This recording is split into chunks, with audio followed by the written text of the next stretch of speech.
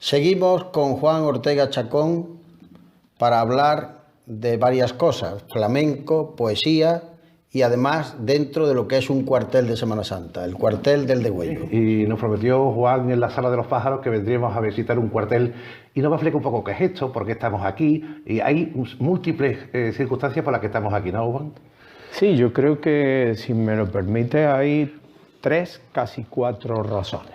Primero, el cuartel, es decir, que vamos a ver in situ uno de los cuarteles, hombre, no diré con más solera ni más trascendencia, pero en cierta manera sí, entre otras cosas porque es el mío y es el del hermano Miguel, porque es una corporación muy puntera, como ahora vamos a ver. Pero hay otras 3 razones. Otra, en este solar es donde vivió Antonio Fernández Díaz Fosforito y de donde salió para ganar el mítico concurso de 1956 en Córdoba. Esto era la Casa Grande, una casa de vecinos, que ahora después pues, podemos hablar un poquito. Hoy, lógicamente, fue hecha abajo, pero aquí no solo vivía Fosforito, sino muchos artesanos y artistas. Su primo, el malagueñito, que era guitarrista. Y entonces, después vamos a ver un motivo. De manera que es una razón para hablar del flamenco, que es otro de los vectores que son argumentales dentro de Puente Genil.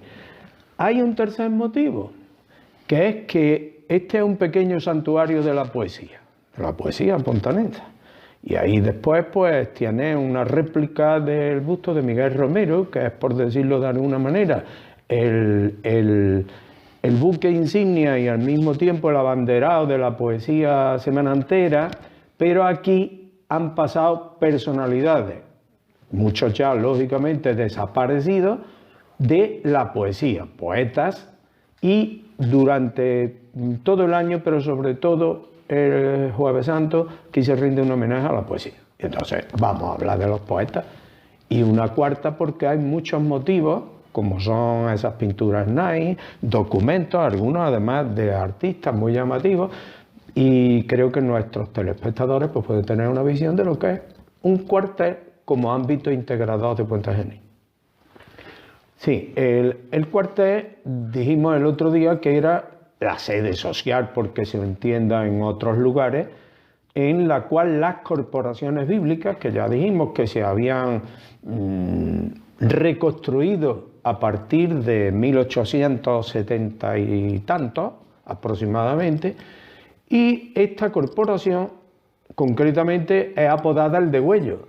Y digo esto porque, igual que en Sevilla, el Cristo de la Exaltación, de allí de Santa Catalina, en los caballos o en la cigarrera, o la bofetada. Eso es la bofetada y tal. Pues aquí hay también una denominación popular, se dice los atados, no sé qué. Por Caifás.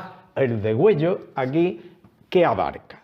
Bueno, pues mira, vamos a desdoblarlo. Figuras bíblicas representan 5 personajes, que además da la curiosidad, y esta es muy notoria, de que hay un personaje del Antiguo Testamento y 4 del Nuevo. Me explico.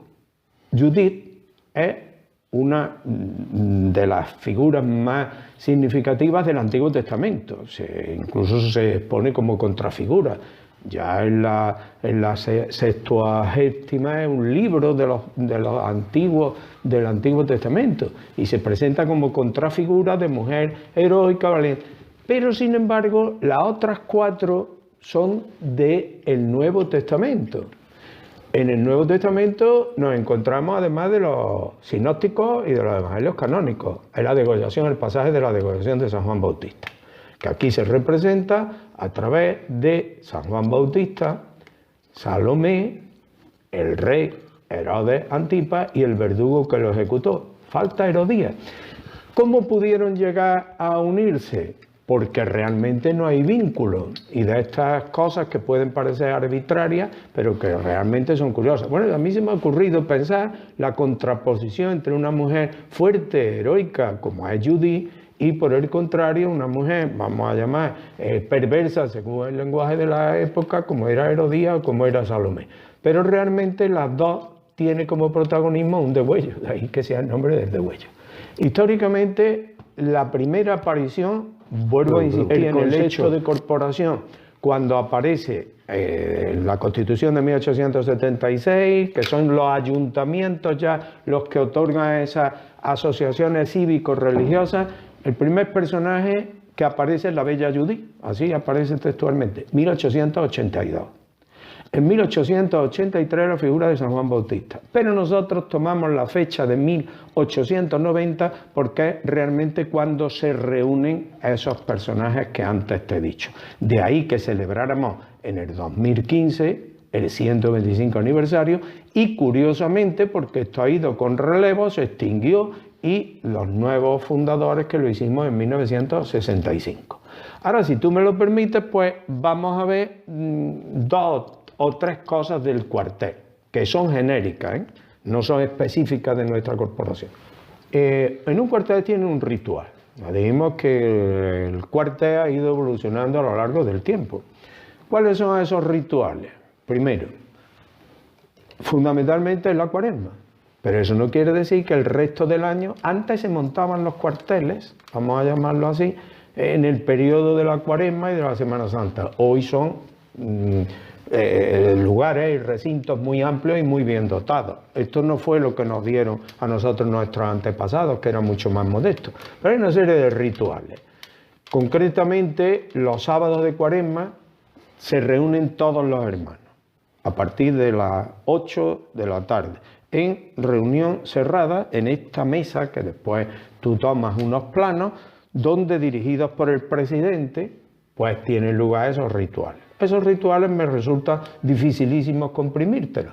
Te puedo decir que llevan una serie de brindis, de cantos, de recitaciones, en la que la saeta cuartelera, que es una de las cuestiones más emblemáticas de Puente Genil, es una saeta vieja, muy evolucionada aquí y que se ha ido artísticamente superando, y llega un momento en el que se interrumpe para acompañar al Imperio Romano, que sube a las cumbres del santuario del patrón Jesús Nazareno, hoy es parroquia, entonces era extramuros, que van allí, tocan el Miserere, el Stavamates con el concurso de todas las corporaciones. Esto parece que tiene sus antecedentes en los primitivos viernes de Cuaresma, que los franciscanos, porque salen sin vestir, subían precisamente, allí estuvo el cementerio ubicado hasta 1920 y tal, ¿no? Pero ¿cuáles son los rituales internos? Mira, yo me vuelvo con tu permiso hacia esto. Esta es el almanaque de la vieja cuaresmera, y digo almanaque entre comillas.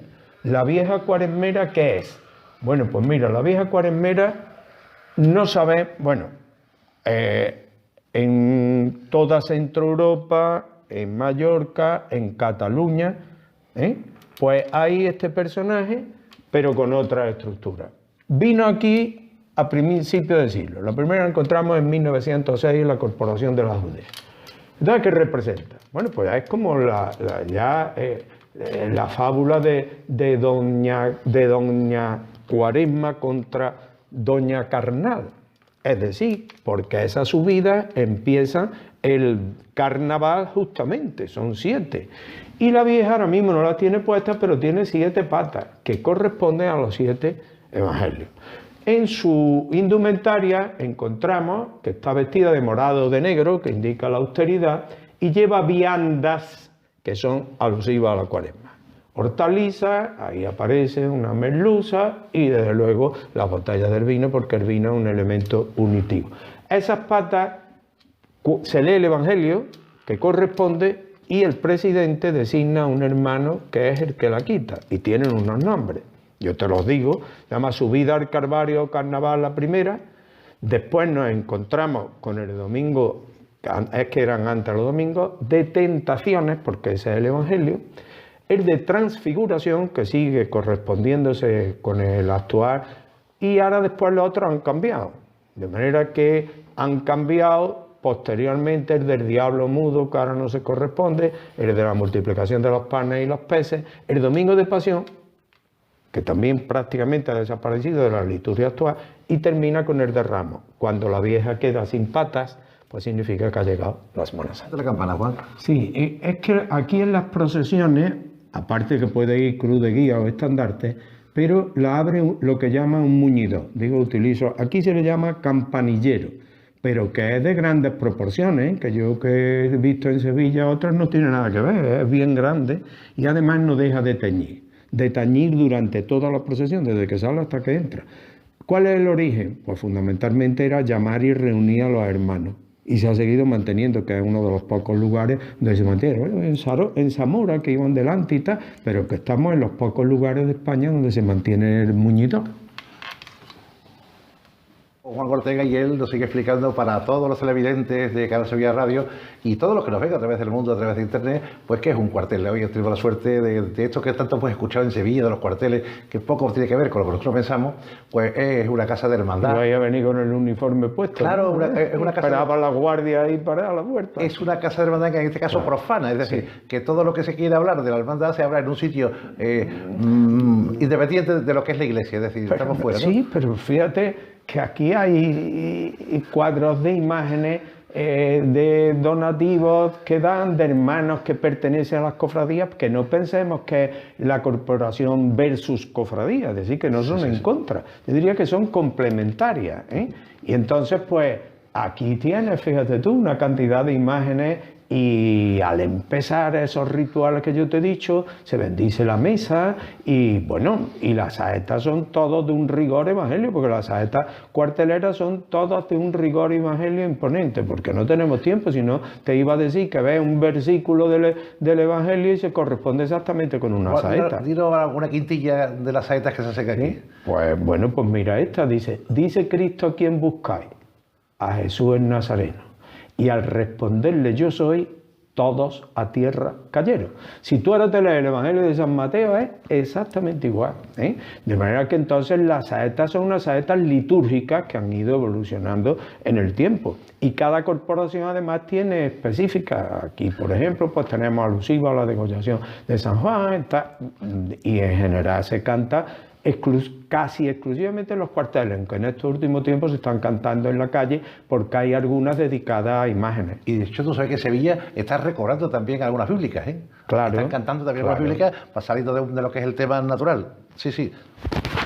Miguel ahora es el que... Se me ocurrió un día, el martes santo, cantarle a la Virgen de la Encarnación de San Benito, la Calzada, en la Cuesta del Rosario, una saeta cuartelera. Y le dije: eres corona del cielo y palma de la victoria, relicario de la gloria, madre de Dios verdadero. Esa es una saeta de aquí, pero es de las líricas. Esa le llamamos a los que lo hemos estudiado mucho. Yo, bueno, no es con rima, pero está en toda España. Pero no la hay con lo mismo de una rima que en otra. Sí. Pero le llamamos líricas porque son piropos cuando son a la Virgen, entre comillas, como es natural. Lleno de polvo y sudando va caminando Jesús, sin fuerza se va quedando, ya no puede con la cruz, Cirineo le va ayudando. Ahorita va a dar una quintilla preciosa. Eso es. Redonda, entonces, bueno, aquí tenemos localizadas muchísimas. Es un tema tangencial, pero bueno, como en el flamenco también daremos una pinceladita de ello. Oye, igual cuando vean los cofrades sevillanos, esta amplitud que tenéis aquí para reuniros los cofrades, amigos y además cristianos alrededor de una mesa, que la mesa simboliza también la hermandad, claro, la convivencia. Bueno, pues yo creo que nos queda mucho que aprender a los sevillanos de otros lugares como este. Es decir, esto darían la misma... Muchos la conocen, ¿eh? ¿A quién ha venido? Bueno, por decirte, por ejemplo, aquí ha venido infinidad de veces que es un antropólogo famoso, aunque su distancia política es Isidoro Moreno. Isidoro Moreno llegó a decir, esto está, y dijo, oye, Semana Santa originales hay dos, la de Sevilla y la de Puente de Genil.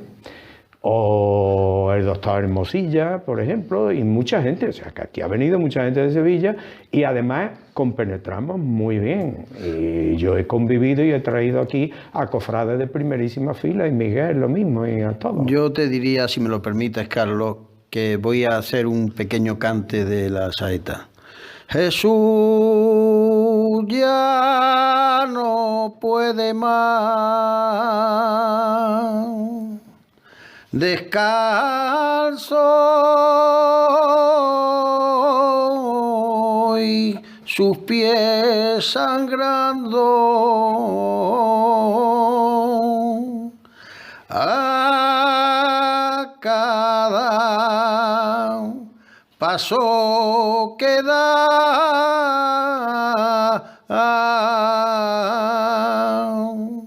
Y una estela va dejando de amor, de gloria, ay, de paz.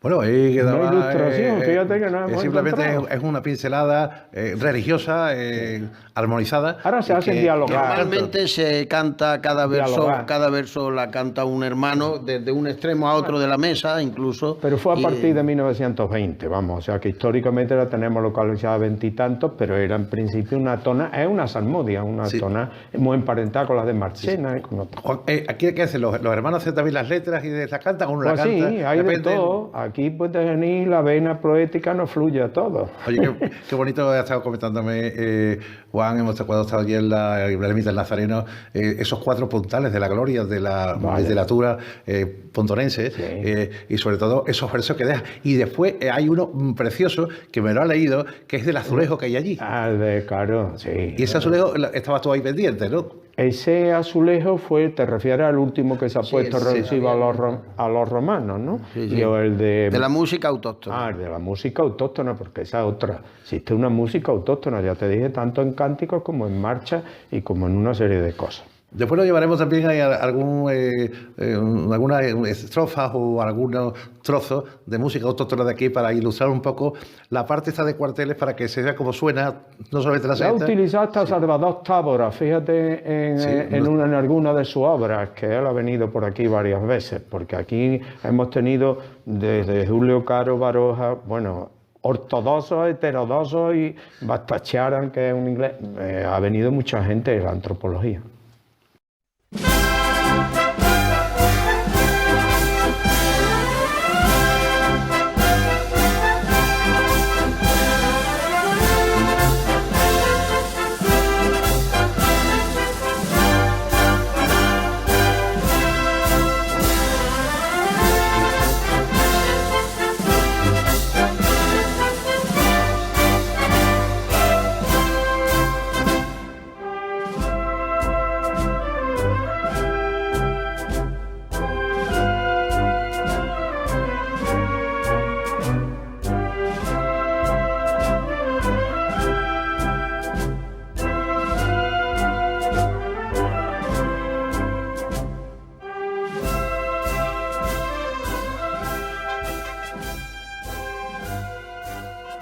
De recuerdo en el cuartel, recuerdo, y además traído algunos desde muy lejos, de hermanos que han venido, han vivido. Encontramos poemas como tenemos, por ejemplo, aquí enfrente, tenemos los rostrillos, o calle arriba, ese concretamente el del rey Herodes, ves que pone la de estas, están ahí colocados. Aquí todos los hermanos que actualmente la integran y luego fotos de reunión que pueden quizás resultar chocantes, pero un cuartel es un ente vivo. Esto sí era menester que se entendiera, ¿no? Donde los hermanos pues tienen vivencias. Ya ves tú, ahí tenemos aquella foto del preso arriba que fue destruida, la imagen de Jesús preso en la guerra civil, y después pues aparecen pinturas bastante. Todo el que se sensibiliza con esto ha tenido después un detalle con la corporación, no en esta sino en todas. Pero yo quisiera, si podemos avanzar. En el centro del cuartel en todo encontramos a Jesús Nazareno, patrón del Puente Genil, y eje diamantino, como dijo un poeta de la Semana Santa. Y esta concretamente es una pintura de un hermano. Y aquí creo que es muy interesante porque pueden ver nuestros telespectadores una maqueta pequeñita realizada por un gran escultor que hay aquí, que es Jesús Gálvez, Sirva el Padre y el Hijo Jesús Gálvez Palo. Y aquí tenemos entonces a Judí, a San Juan Bautista, a Salomé, al verdugo y al rey Herodes. La palabra agua fuerte es un término artístico, pero creo que se entiende bastante bien. ¿Y ahora qué estamos mirando concretamente? ¿Cómo? ¿Qué estamos viendo ahora mismo? Pero para grabar. Sí, sí. De plumillas realizadas por mi padre. Mi padre nació en 1908, era un aficionado, pero pintó, dibujó una serie de momentos de la Semana Santa alusivos a figuras bíblicas. Aquí precisamente está el de la campanita, mira que antes hablábamos. Y tienes aquí una cofradía, San Pedro y San Pablo, el pretorio, y esa de la muerte y el demonio del apostolado, que son muy emblemáticas. Hay muchas y por todo esto se han ido recopilando y es un arte muy singular, que algunos lo valoraron. Aquí vinieron críticos algunos y se quedaron encantados porque eran totalmente de memoria, ¿eh? Mi padre hacía de memoria y es un legado que tenemos en la corporación. Bueno, pues esto es, digamos, un preludio de que lo irá contando Juan a lo largo de muchas visitas que haremos aquí a lo largo del año, porque queremos venir a la Cuaresma, queremos vivir esto de una forma intensiva, ver cómo es esto realmente. Entonces, ya nos he explicado que es un cuartel y después veremos más adelante, cuando llegue ese momento, cómo se vive y se convive. Así que, Juan, muchas gracias por la parte que corresponde a la hora del cuartel. Pues a ti siempre y a todos, bueno, que espero que lo acojas con inteligencia y con heterodoxia, porque esta es Juan, heterodoxia. estamos hablando también de una imagen, y tú me comentabas que tiene una importancia tremenda, ¿no? Sí, bueno, además la donó nuestro hermano Miguel Jiménez. Él la adquirió en un anticuario. José Manuel Escosano, incluso, que el otro día estuviste entrevistándolo, estuvo viendo. Es muy interesante. Hombre, yo con todas las reservas, pero hay casi una anécdota legendaria. Procede de Priego de Córdoba, un pueblo muy cordobés, pero muy orientado hacia Granada, y parece ser que estaba en un pequeño oratorio que tenía en una finca rústica don Niceto Alcalá Zamora, que fue el primer presidente de la República y además era, sin embargo, un tremendo católico y él era además de la Cofradía de la Columna, una imagen impresionante, ¿no?, de Alonso de Mena, que existe ahí, y parece que pertenece a su oratorio. Desde luego, por la materia y al mismo tiempo es una imagen muy interesante y que Miguel donó y es otra de las joyitas que tenemos en nuestro cuartel. Bueno, ese es el patrimonio que está en ese cuartel del Degüello, donde Juan nos está ilustrando, pues poco a poco lo introduciendo, ¿no? Porque esto no es fácil entenderlo desde la perspectiva sevillana, pero que sí iremos conviviendo y poco a poco esto es, para mí, que soy un hombre que ha retransmitido años y años la Semana Santa de Sevilla, lo que no cabe duda es que yo me vengo impregnado de un conocimiento que no tenía. Es decir, muchas veces, como tú no llegues, y toca con unas personas como Juan o como Miguel, que te ilustren y que te hagan sentir esto, no se entiende. Y nosotros ya, desde el amor cofrade, sin distancia ninguna, desde la hermandad que nos conlleva cada uno con su vía y con su tradición, pues me parece que es una auténtica maravilla que tengáis cosas de patrimonio para las nuevas generaciones. Carlos, si me permites, este Cristo que yo me di de cara con él y quise tenerlo cerca de todos mis hermanos, aquí somos en este momento, pues vincula con los que se han ido, porque se nos han ido ya unos cuantos. Entonces sirve de recuerdo y cada año, desde hace 4, hacemos un Vía Crucis en la Semana de Pasión, aquí interno, para acercarnos a los que se fueron, porque esa es otra clave, el pasado, el presente y el futuro.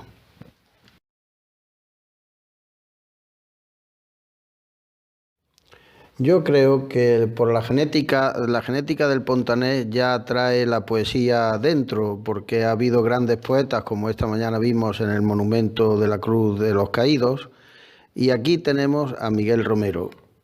Quizás de tanto escuchar ese tipo de poemas, siempre hay hermanos que tienen una sensibilidad mayor y dentro de esta casa los hay, los hermanos Reina, en fin, el propio Juan Ortega y algún otro que hace sus pinitos poéticos. Pero háblanos en general de los poetas de Puente Genil en relación con la Semana Santa o como quieras. Bueno, Puente Genil es otra de sus enseñas. O sea, que si aquí tuviéramos que coger las enseñas, aparte del membrillo, del flamenco, de tal, es la poesía. Esta tierra de poetas, pero tierra además muy cualificada. No estamos hablando de... Vamos a ver, aquí coincide ese momento de expansión que el otro día creo que era Javier Villafranca hablaba, con una élite poética cultural de primerísima fila, que encabeza el poeta Manuel Reina Montilla, que aunque murió muy joven, pero fue no solo un gran poeta, precursor del movimiento del modernismo, es precursor de Rubén Darío, de movimiento como el parnasianismo y el simbolismo y tal, pero además es que fue tan fecunda que abarcó no solo la poesía, sino la política. Él fue íntimo amigo y compañero de escaño de Benito Pérez Galdós.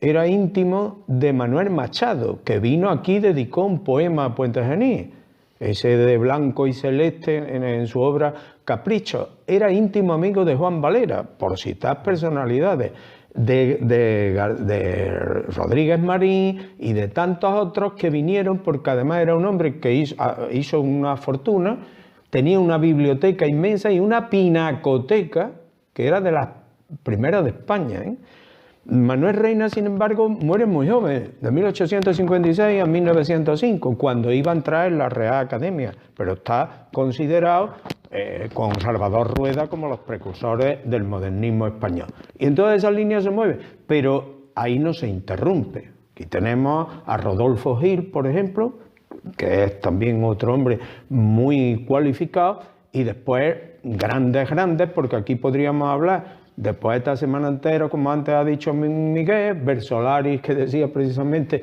el padre de nuestro querido hermano Reina, que tú antes citabas, don Manuel Reina de Porras, y que era bisnieto, era nieto del poeta, de Manuel Reina, pero luego están los grandes. ¿A quién es los grandes? Bueno, pues aquí hay que citar indiscutiblemente a Juan Rejano. Juan Rejano es muy cerca de aquí, es donde nació. Nació en 1903 y por razones políticas se exilió en México, pero es una de las personalidades más importantes reconocidas, ¿no? Allí fue nada menos que director del Nacional y sus poemas están reconocidos por todo el mundo. Otra R, porque yo dije en una ocasión, en una conferencia, que las R han sido aquí. Después está Ricardo Molina. Ricardo Molina, 1916... Premio Adonai y uno de los poetas más importantes, fundador del grupo Cántico, también muy joven, porque además aquí han muerto muy jóvenes o han muerto fuera, como es el caso de Juan Rejano, ¿no?, que murió en el exilio en México. Pero Ricardo muere en 1968 y había nacido en el 16, inmenso, ¿no? Pero eso no se para. Después tenemos que hablar de poetas de segundo en la valoración literaria. Miguel Romero, Manuel Pérez Carrascosa, Agustín Rodríguez. Tenemos que hablar de un poeta enorme como es Joaquín González Estrada, que era guionista de televisión española. Tenemos que hablar de Antonio Pérez Armeda, que también fue premio Adonai de poesía. Estoy hablando de Lorenzo Aguilar. Y te puedo decir que en estos últimos no se ha parado, porque ahora mismo hay José Luis Rey Cano, pues resulta que es muy joven, fue compañero mío en el instituto unos años porque es profesor de literatura y ha ganado el premio Jean Ferré y está considerado como de los principales, ¿no? Es decir, que emana poesía, y la poesía es un factor muy importante. Desde esos grandes, con publicaciones, que Manuel Reina fue un auténtico gladiador, porque creó La Diana, que era la mejor revista poética que se editó en su momento en España, hasta estos que ha dicho Miguel, pero que son muy importantes, que es el que en su cuartel se motiva y es capaz de mover el corazón de sus hermanos, porque en los cuarteles y en Puente Genil en general se venera la poesía, que ha habido juegos florales y ha sido un sitio donde la poesía sigue valiente y vigente.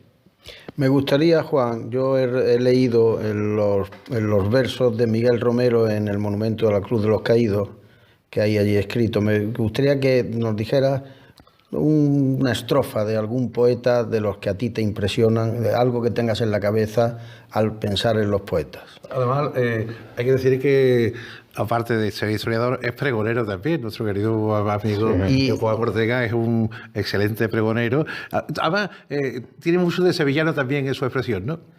Pues sí, vamos, que yo estoy casado con una sevillana, mi mujer es de Morón de la Frontera. Tenía mucha amistad con Alberto García Ulesia y con los poetas de allí, de Morón también.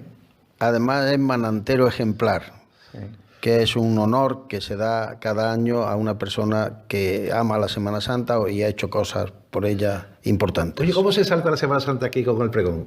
¿También es bíblico? Oye, el pregón, sevillano? Bueno, espérate, porque yo lo que tengo que decir, que se me iba a olvidar, que aquí tenemos el original del pregón de Ricardo Molina. El pregón de Ricardo Molina, tenor, que fue el primero de la Semana Santa, es de 1950. Sí, sí. 50, ¿eh?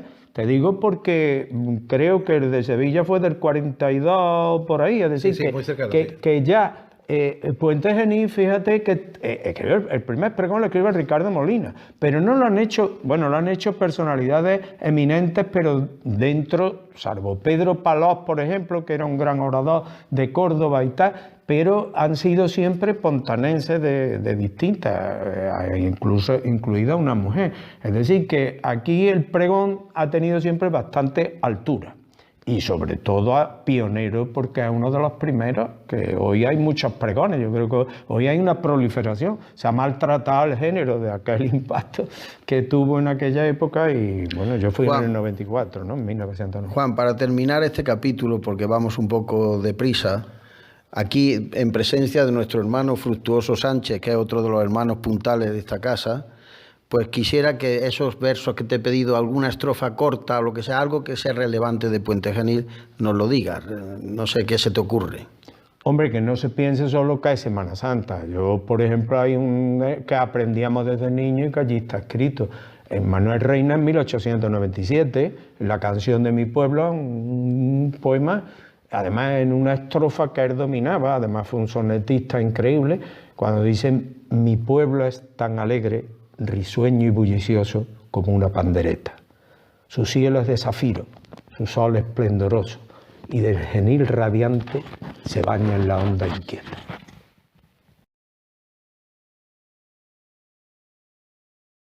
Hemos pasado al pulmón del cuartel.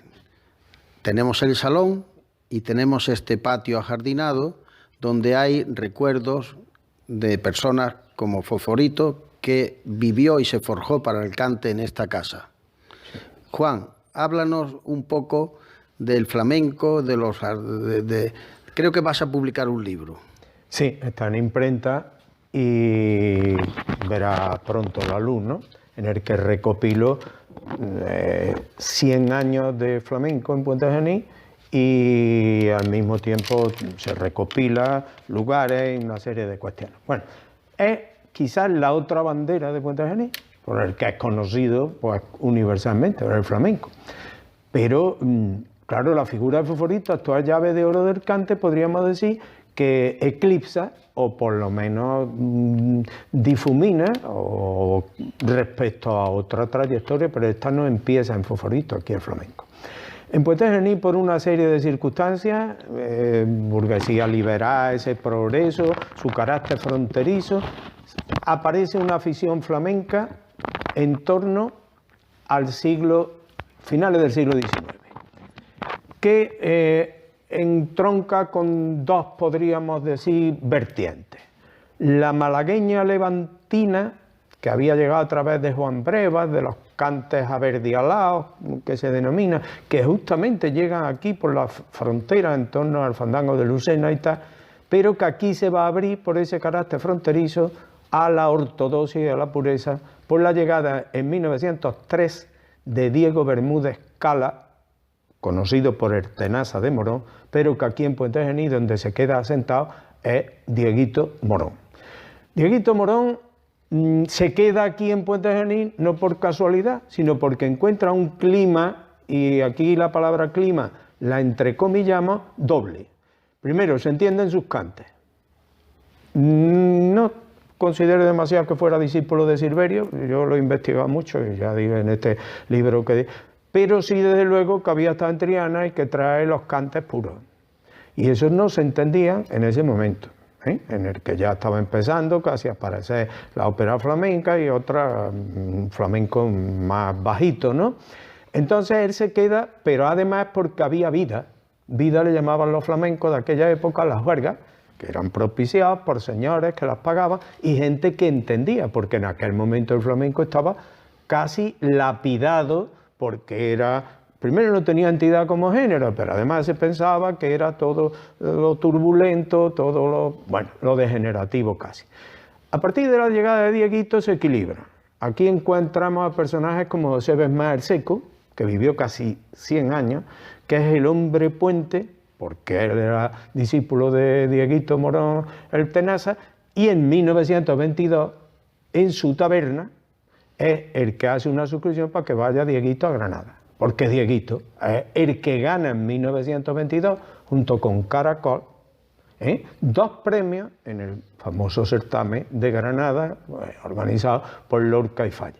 Hasta 1933, que muere Dieguito, aunque va algunas veces a Morón y se mueve por otro sitio, es el que agrupa una afición que se empieza a ser muy ortodoxa, que se continúa con los hierros, tanto Manuel como Juan Hierro, que empieza a meter géneros que entonces muy valorados, como eran la soleá y la siguirilla, que entonces no se veían. Aquí pasa 6 años de su vida Pepe Marchena, que en esta casa precisamente él era amigo del padre de Fosforito. Pues quiero decir, no ahora mismo tal como está, evidentemente. Esto era una casa de vecinos, que yo lo recuerdo perfectamente, con un patio empedrado donde había habitaciones de esas que se llamaban con derecho a cocina. Y entonces, pues, los vecinos convivían. Aquí, en este patio, vivió, aunque nació un poco cerca de aquí, llegado al Arco de la Calzada, pero este era su vínculo vital de Antonio Fernández Díaz Fosforito, que nace el 3 de agosto de 1932 y es la actual llave de oro del flamenco. Pero aquí se agrupaban todos. El otro día encontré, y eso no me ha dado tiempo a cogerlo en el libro, te voy a dar una primicia, de su primo hermano, que era el famoso Mancheguito, que era un guitarrista, hijo del Niño del Genís, porque el Niño del Genís es otro de los cantadores, que era tío abuelo de Fosforito, y estaba aquí, en esta casa, en la casa grande, y ponía que daba clases de guitarra a domicilio. Entonces las trupes y las compañías venían y este era aquí. Y aquí se asienta Fosforito, en el año 56 sale aquí para Córdoba, donde obtiene el primer premio del concurso nacional, en el que, por cierto, Ricardo Molina, el poeta, fue Lorca. Cuando digo el Lorca, entiendo lo que quiero decir, lo mismo que Federico García Lorca fue con Falla, pues allí fue Ricardo Molina, porque quería rehabilitar el cante por derecho. A partir de ese momento, a él y Antonio Mairena, como muy bien dijo Antonio, dijo, hemos roto las barreras del sonido, porque vuelve de un flamenco muy amanerado, que estaba muy condicionado por la época, fandanguillero y tal, y vuelve otra vez a restablecer su pureza. Y en medio de eso, pues claro, la figura de Fosforito, podríamos decir, que hace sombra a todos los demás, pero luego aquí hay una serie de cantadores que han ido surgiendo y que no han parado de surgir. Porque aquí tenemos a cantadores como Francisco Baena Díaz, que es Frasquito, y en la actualidad, por dar un salto, pues a cantadores como Julián Estrada, que es primera figura, como David Pino, jóvenes flamencos, un chaval que ya está ahí apuntando, y eso es producto de un clima y de una afición que se ha mantenido y que a partir de 1967 se creó el Festival de Cante Grande, fíjate el título para la época, Fosforito, que es de los pioneros, que ininterrumpidamente, por encima de vicisitudes, de años de carestía, de colores políticos dentro del ayuntamiento, se ha sido manteniendo y que cumplirá 53 años y que es de los más antiguos, por el que han desfilado absolutamente todas las figuras del cante, del toque y del baile, porque aquí ha habido grandes guitarristas, Barroncha, te he dicho al Mancheguito, que era un hombre, Herrera, que también vivía aquí, y bueno, pues creo que ahí sigue Poeta Genís, es otra de nuestras enseñas. Bueno, hemos pasado de la página antropológica de los cuarteles de Puente Genil, hemos pasado por los poetas y hemos pasado por el flamenco. Nos queda un poco la vida taurina, que lo haremos en otro momento. También te puedo decir. Pero oye, que los cuarteles han sido centros flamencos, ¿eh? En los cuarteles, después de la Junta, siempre se ha tocado la guitarra y siempre ha habido flamenco y se sigue haciendo, aparte de las peñas, claro. Bueno, no puede usted imaginarse el lujazo que ha tenido Juan Ortega como, en este caso, guía y además como historiador que es, con tanta primicia, con tantos datos, con tanta coherencia y sobre todo con ese reflejo de memoria que aún Dios le tiene concedido, que no permite esos lazos de perdernos un poco los nombres. Otro día hablaremos de la soleá de Guantalega, de Manolita María, de Antonio Mairena. Es que no, también, y la Polar, que también llega aquí. No, es que se la trae Dieguito Morón, ¿eh? Lo que es que Foforito la toma y la engrandece. La soleápola y el taranto, aparte del zángano de Puente Genil, que es un cante autóctono que era de un baile. Esa es otra aportación. ¿Y las marianas? Es otro cante también sí, importante. Las marianas, pero era del cante de los arrieros, ¿eh? Sí, Hay uno, sí. Bueno, es que no nos podemos detener porque los flamencos nos enrollábamos, pero vamos, yo te cuento lo que tú quieras de los palos, de los estilos flamencos que quieras. Ahora que se quede ahí, porque además, fíjate, el día de la inauguración Foforito nos hizo una soleá, ya que tú estás hablando. Dice, aquí en este cuartel me dejo mi corazón, otro día vendré por él. Es qué cosa más sencilla y qué forma de despedirse. Bueno, la verdad es que estamos disfrutando de una mañana gloriosa aquí en Puente Genil. Yo realmente estar con Juan Ortega, que es mi amigo del alma, y estar en mi cuartel y estar con mi hermanito Fructuoso, me retrotrae a mis inicios cuando yo tenía 15 años, 16 años, que fue cuando inauguramos este cuartel. Bueno, yo hice una foto ahora. Del azulejo de Fosforito, hijo predilecto de aquí de Puente Genil y además ya mediador del cante. Y nos ha ilustrado Juan Ortega como un auténtico historiador que nos cuenta paso a paso cada cosa que ha ocurrido en este lugar, donde estuvo jugando cuando era pequeño Fosforito y donde quedó un poco el eco de su cante antes de empezar su trayectoria. Fructuoso lo tenemos a la derecha, Juan Ortega en el centro y Miguel Jiménez en la izquierda, justo debajo de este azulejo que testimonia que esta casa, que fue un patio de vecinos, con casas unifamiliares, con habitaciones unifamiliares, con derecho a cocinas compartidas y letrinas con letrinas compartidas. Y entonces aquí los fogones, el que tenía le daba al otro el fuego, porque muchas veces no había ni para comprar siquiera el carbón. Y la alimentación se veía del jornal y cuando no había jornales compartían también. Era una forma de convivencia distinta en que también Puente Genil ha sido solidaria desde antes de inventarse la solidaridad.